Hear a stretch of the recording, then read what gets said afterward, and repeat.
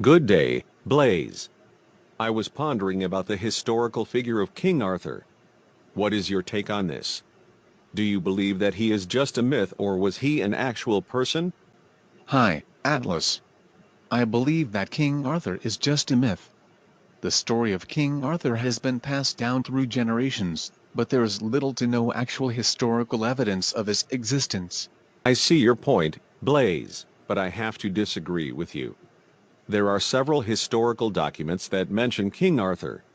For example, there is the 9th century Historia Britonum, which mentions Arthur as a leader of the Britons in battles against the Saxons.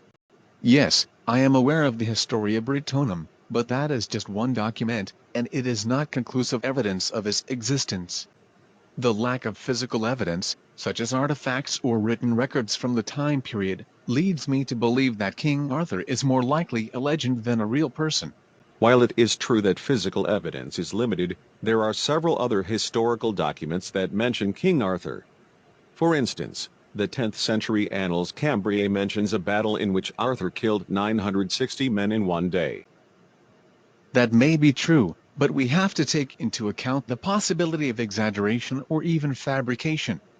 It is not uncommon for historical figures to have myths and legends surrounding them that may not be based entirely on fact. I understand your skepticism, Blaze, but I believe that the story of King Arthur is rooted in historical fact. There is even evidence of a place called Camelot in South Cadbury, England, which is believed to be the location of King Arthur's court.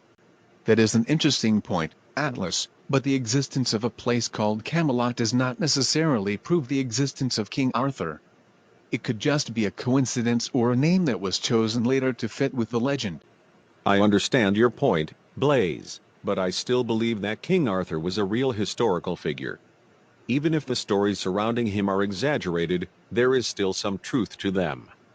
The fact that his legend has endured for so many centuries is a testament to his significance in history. I can see where you're coming from, Atlas, but I still think that the lack of concrete evidence makes it difficult to say for sure whether King Arthur was a real person or just a myth. Fair enough, Blaze. I appreciate your perspective on this topic. It's always interesting to have a healthy debate about historical figures and their significance.